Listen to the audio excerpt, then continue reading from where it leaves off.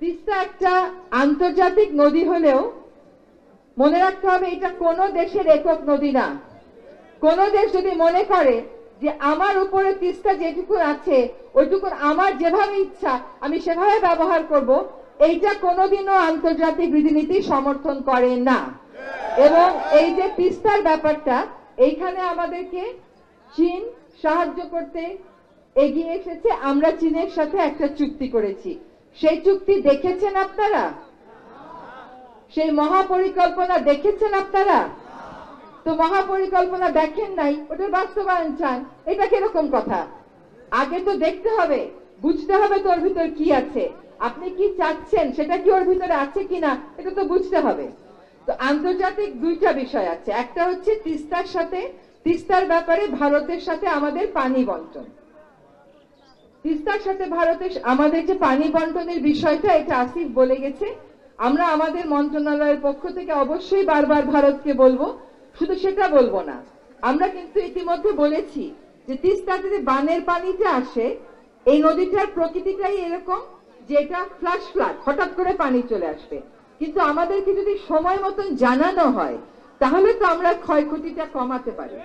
তাহলে একদিকে হচ্ছে আমরা চুক্তি, আরেকদিকে হচ্ছে আমাদেরকে জানি সময় মতন জানানো হয়। গেট খুলে দেওয়ার আগে অন্তত কয়েক ঘন্টা সময় পেলেও তো আমরা অনেক মানুষকে সরাই দিতে পারি, গরু ছাগলগুলো সরাতে পারি। এইটা আমাদেরকে না জানানোর তো, না বলতে পারার তো কোনো কারণ নাই। তাহলে আর আমাদের কেমন ভালো বন্ধু, কেমন ভালো প্রতিবেশী? এটা তো বন্ধুত্বের পরিচয় হবে কাজ দিয়ে। কারণ এইটা আমাদের একটা দাবি থাকতে হবে, এই দাবিটা আপনারা এখনো কেউ তোলেন নাই। দ্বিতীয় হচ্ছে চুক্তির বিষয়ে আমরা অবশ্যই কথা বলবো। ধরেন যদি কোন একটা দেশ, আপনারা যারা এখানে আছেন আপনারা কিন্তু বাংলাদেশ সরকারের দায়িত্ব, আপনারা অন্তর্বর্তীকালীন সরকার বলেন, পরে নির্বাচিত সরকার বলেন, আপনাদের দায়িত্ব নিতে হবে বাংলাদেশ সরকারকে।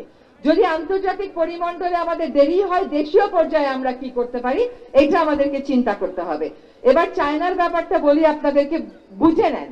2016 সালে যে চুক্তিটা স্বাক্ষরিত হয়েছিল মহাপরিকল্পনার জন্য, সেই চুক্তি অনুযায়ী চায়না কিন্তু একটা প্রকল্প দিয়েছে, একটা মহাপরিকল্পনা দিয়েছে।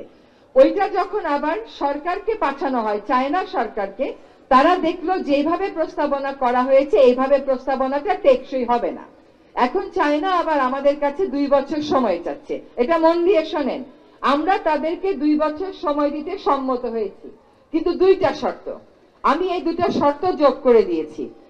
একটা শর্ত হচ্ছে এই মহাপরিকল্পনায় কি থাকবে আর কি থাকবে না এইটার ব্যাপারে তিস্তা পাড়ের মানুষের মতামত শুনতে হবে।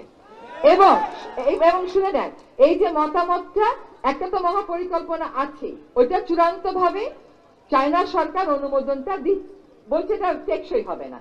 তাহলে কি থাকবে কি থাকবে না এইটা শুনবার জন্য পানি উন্নয়ন বোর্ড চায়নার ওই পাওয়ার চায়না কোম্পানিকে নিয়ে আপনাদের কাছে আসবে, শুনে। দ্বিতীয় কথাটা হচ্ছে আমার পরিকল্পনাটা 2025-এর ডিসেম্বরের মধ্যে চূড়ান্ত করতে হবে। এখন আপনারা যদি বলেন পরিকল্পনাটা এর চেয়ে আগে চূড়ান্ত করে ফেলা, এইটা বুঝতে হবে যে এইটা আসলে সময় লাগবে। কিন্তু আমরা এতদিন অপেক্ষা করেছি, আর 1 বছর অপেক্ষা করা খুব বেশি কষ্টের না, যদি সেখানে আপনাদের মতামত প্রতিফলিত হয়। আমি আপনাদেরকে যেই কথাটা দিব সেটা হচ্ছে আপনাদের মতামত ছাড়া কোনো মহাপরিকল্পনা চূড়ান্ত হবে না। পানি উন্নয়ন বোর্ড আয়োজন করবে, পাওয়ার চায়নার সাথে থাকবে, এই শর্তে তারা রাজি হয়েছে।